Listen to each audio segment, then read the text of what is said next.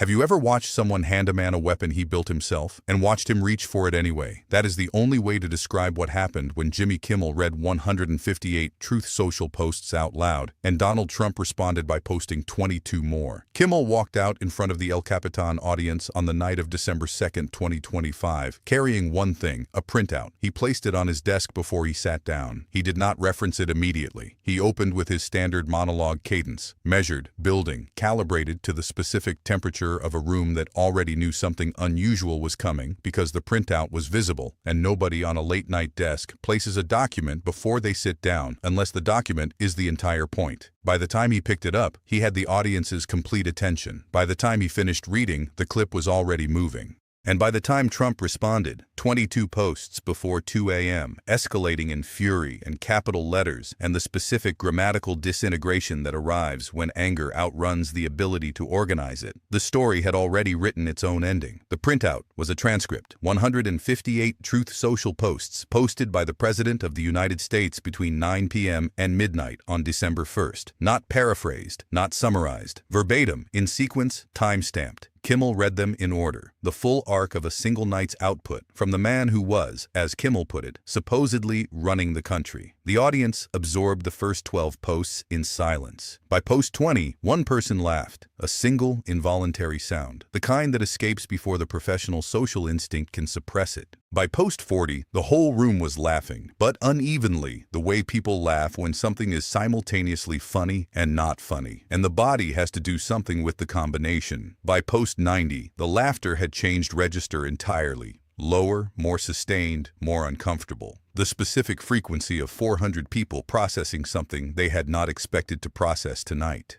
Kimmel never changed his pace. That was the instrument. He read each post with the flat, neutral delivery of a court reporter. No inflection, no editorial comment, no visible reaction. He let the sequence do the work. Now, 2 months earlier, September 23rd, the night Kimmel came back, Trump had posted at 8:47 p.m., 1 hour before the broadcast, that he couldn't believe ABC fake news had given Kimmel his job back. He said the show had been canceled. He said the White House had been told. He said Kimmel's talent was never there and his audience was gone. He threatened legal action. He said, "Let's see how this unfolds." He described Kimmel's show as a significant illegal campaign contribution to the DNC. He said ABC was run by losers. He posted 3 more times before 9 p.m., 4 times between 9 and 10, twice more after midnight. Kimmel came back on air, sat down, and said, "He tried to cancel me." He said, "Instead, he compelled millions to tune in." He said, "That backfired tremendously." The audience stood, not all of it, enough of it, the part that had been watching the posts arrive in real time and understood what they were looking at. A man who had attempted to use the executive power of the presidency to silence a comedian he did not like and had succeeded only in guaranteeing that every person who might otherwise have missed the return would be watching. Trump posted 6 more times before Kimmel finished his monologue. Back to December, post 103, 11:14 p.m.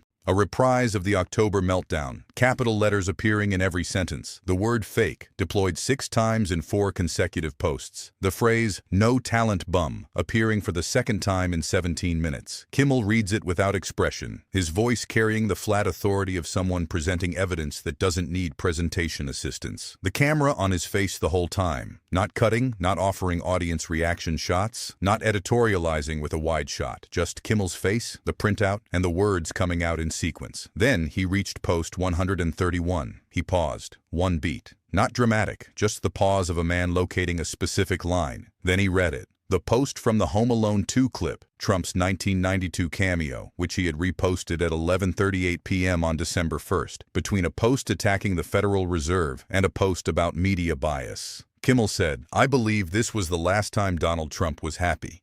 He said it without inflection. The room erupted, not at the joke, at the precision of it. The geometry of that placement, a 1992 film cameo reposted at 11:38 p.m. between policy attacks and media grievances, was its own argument, delivered without comment, requiring none. He used the word once, flatly. The geometry of a man's public output, he said, tells you more about the interior of a thing than any single statement ever could. He said, "You don't learn about a structure from its facade. You learn about it from from what it does at 11:38 on a Monday night when it thinks nobody is watching. The audience had gone quiet. The laughter had stopped. Something else was in the room now. Not solemnity exactly, but weight. The specific weight of a truth delivered through the form of comedy so precisely that the comedy becomes irrelevant and only the truth remains. Post 158, 11:59 p.m. 4 words. No context, no target, no grammatical structure beyond the words themselves. Kimmel read them, let them sit, put the printout down, looked at the camera. He said, "The man with no talent, ladies and gentlemen." He did not smile when he said it. He just let it sit. And the geometry of the evening, the arc from post 1 to post 158, the specific trajectory of a man's mind across 3 hours of unmediated output, finished assembling itself in front of an audience that had been watching it build for 47 minutes. The clip was online before the show ended. Not the full 47 minutes, the first 12 posts and the last one.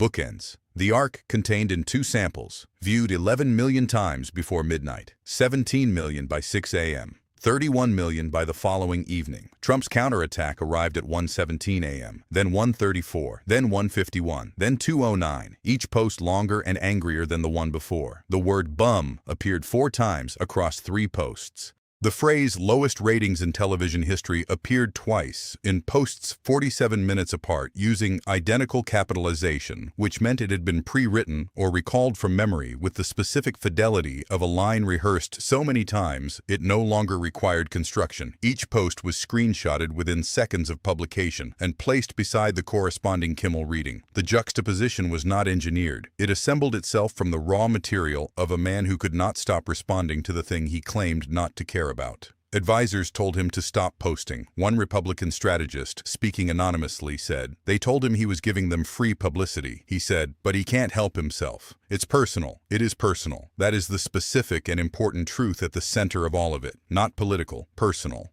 The Academy Awards post from March 2024, the one where Trump wrote a furious Truth Social review of Kimmel's hosting performance, and Kimmel read it live on air, verbatim, to a global audience of millions. The posts celebrating the suspension as a cancellation, and then the posts enraged by the return. The bum posts, the no talent posts, the illegal campaign contribution posts, 158 in a single night. 22 more in response to being read aloud. The geometry of a man who cannot let a thing go because the thing is not, for him, a political calculation. It is a wound. And wounds don't respond to strategy. They respond to contact. Kimmel has known this for years. It is, at some level, the engine of the entire dynamic. That the most effective thing you can do with a man who cannot stop posting is read the posts out loud, in order, without comment, and let the sequence speak for itself. The printout that Kimmel placed on his desk before he sat down that night in December was not a weapon. It was a mirror. 158 posts, time-stamped in the order they were produced, by the man supposedly running the country, between 9 p.m. and midnight on a Monday. The mirror didn't editorialize. It didn't need to. It simply showed what was there, in the sequence it arrived, at the volume it was produced, with the capital letters intact and the spelling errors preserved, and the Home Alone 2 clip sitting between the Federal Reserve attack and the media grievance exactly where it had been placed at 11:38 p.m. on December 1st, 2025. The audience laughed, then went quiet, then laughed again, differently, then went quiet again, more finally. That is the geometry of a truth delivered at the right speed, in the right sequence, to people who are ready to receive it, but didn't know they were ready until the reading began. Subscribe right now and turn on notifications. The next confrontation is already building, and once you see what's coming, you'll understand why silence is always louder than power.